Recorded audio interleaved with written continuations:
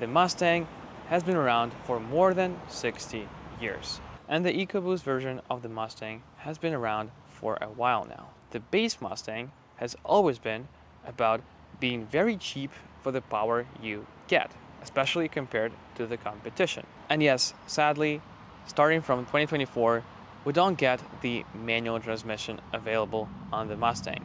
And unfortunately, unless you get the performance pack, you don't get any paddle shifters as well behind the steering wheel. Yes, it doesn't have a manual transmission, and yes, you cannot control any gears with paddle shifters or even your shift knob, but still, it was very fun to drive this car all week, and I wasn't expecting that.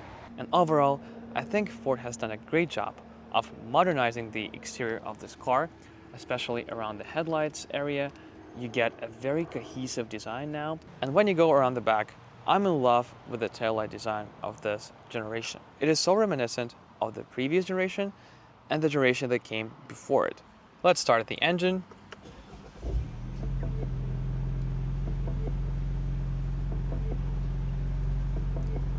So the premium trim gives you nicer materials around the cabin, on the doors, on the dashboard. You get nicer seats, which are leather. They're both cooled and heated. But overall, I think this is an ideal Mustang interior, at least for me.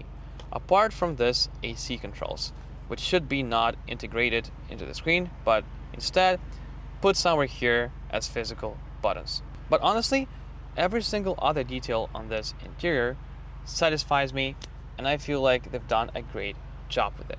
Let me quickly show you the roof operation when it goes down and up. It is pretty quick, probably less than 10 seconds. Then you have to pull this down. And to go back roofless, you do the same thing in reverse. Today is a sunny day in Vancouver. It's late August. And that means we are ready to go on a drive with the roof down. Let us go.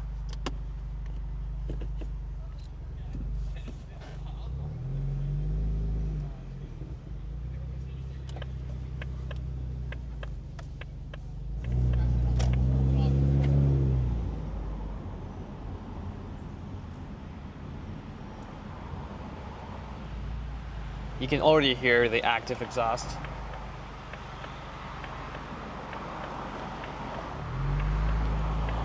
I set the engine to sport and the exhaust to sport as well. I'll close the windows in case you guys can't hear me. So let me show you how this engine sounds. This car is very quick. Goes from 0 to 60 in less than 5 seconds. I've only heard bad things about this EcoBoost Mustang before, at least for the previous generation. People were calling it fad, people were calling it not actually a sporty car. I don't know, guys. I feel like the front end of this car is pretty light. I feel like the handling is superb. If you go for a base version for 32K, you can go as fast as supercars were going back in early 90s, early 2000s, which is crazy. And honestly, in 2025, it is so hard to get any two-door cars anyways. You get so few options, and this car comes with a convertible as well. And look at these gauges, they look so cool. And since I had this car for a week, I can tell you that it is so easy to live with this car every day. This area is supposed to be quiet, this area is supposed to be walkable.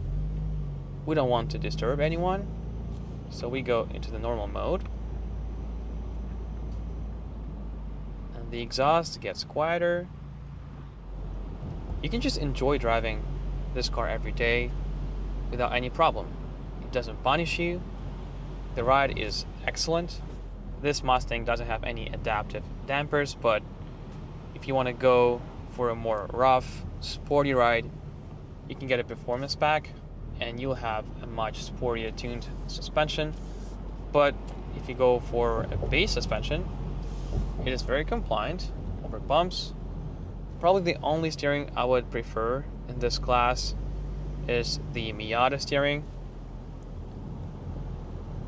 But Miata is a benchmark. And compared to most of the things that are sold today, I feel like this Mustang lives up to expectations of having a sporty feel when it comes to steering.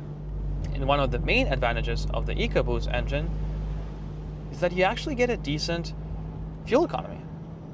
As you can see, I'm getting just above 10 liters per 100 kilometers, which is actually not bad, especially if you compare this car to a V8 option. So once you are out of a quiet zone,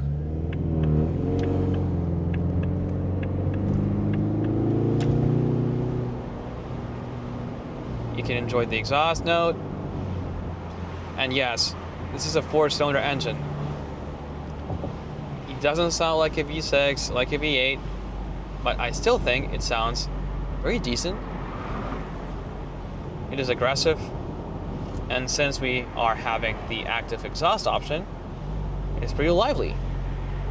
And I like how you can customize your experience based on the mode or the exhaust option you choose. With the top down, it is not super loud in the cabin. I've been testing it all week, and I could speak to any of my passengers with the top down, even on the highway. You know, in the world where every single car becomes an SUV and there's so few fun options on the market, I feel like as enthusiasts, as people who are loving to drive every day, we have to support cars like this. Ford has done a great job of keeping this car on the market, even though it's been losing the competition to some of the other enthusiast options out there with the EcoBoost engine. We can take a look at this car with different perspectives. Yes, from a Mustang perspective, it's probably not the most thrilling, not the most exciting Mustang ever, but from a sports car perspective, from an enthusiast perspective, I think this car ticks lots of boxes. Would I like to control my gears manually? Yes. But for 99% of people who are going to buy this car, it doesn't really matter. People would still love to own this car.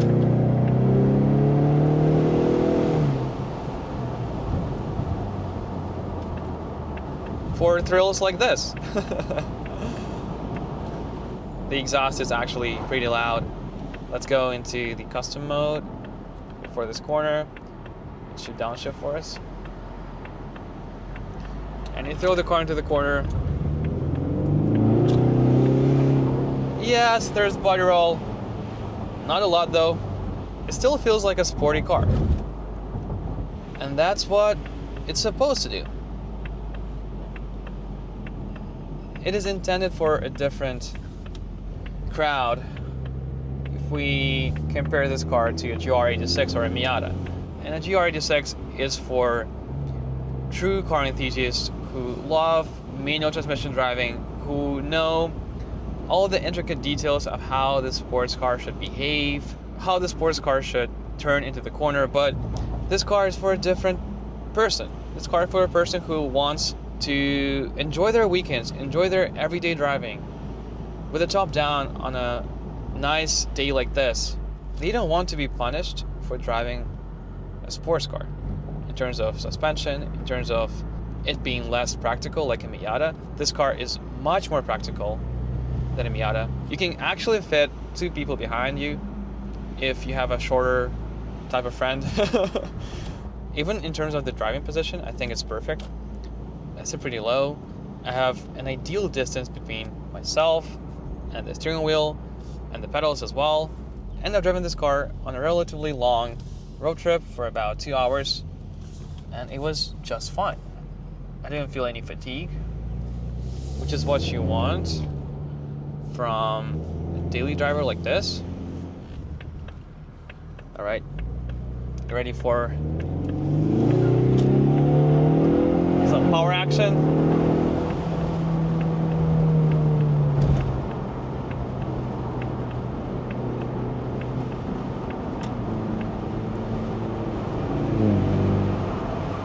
Honestly, I chose the perfect day to film this video. In Vancouver, we only get about 3 or 4 months of nice weather. So why not take the most advantage of it? And of course, like in any Ford car, you get nice adaptive cruise control, which is easy to set and use. You put the distance from the car in front of you, you set the speed up, and you're good to go. And of course, it is easy to overtake people.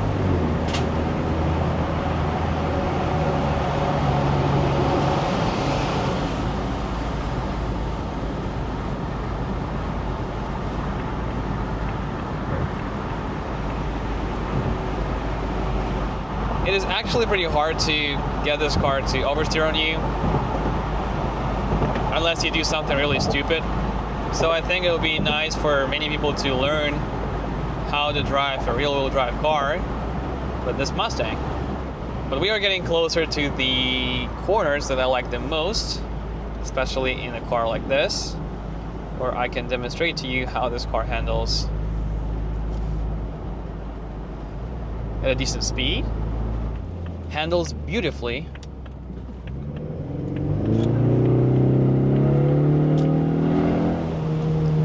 Pulls very hard.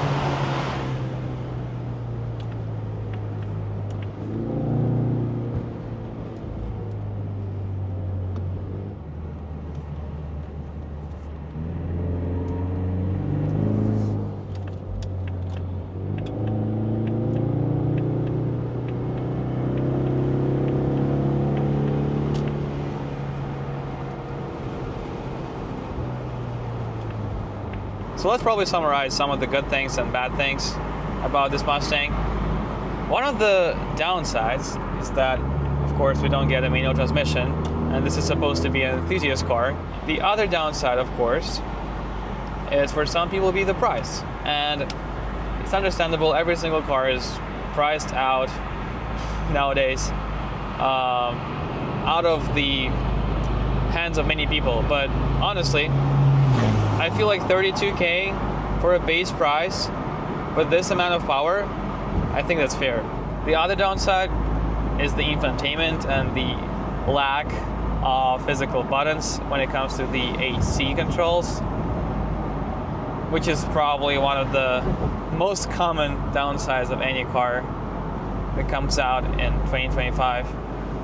And honestly, all the other things, in my opinion, are good. You get lots of power, you get a nice sounding 4-cylinder engine, it looks awesome from the outside, it looks decent from the inside, and the convertible, you know, it's always great. It's always great to see convertible cars. It's always great to experience them. If you have never driven a convertible car, especially something like a Mustang, please just rent one of these. In short, the new Mustang EcoBoost Convertible is awesome.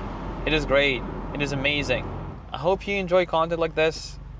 I hope we get more cars on my channel, like this Mustang with the convertible top, to have great conversations about cars. Thank you so much if you are a subscriber on my channel. Without you, all of this wouldn't be possible. But as always, stay safe out there, keep enjoying the drive, and I'll see you in the next one.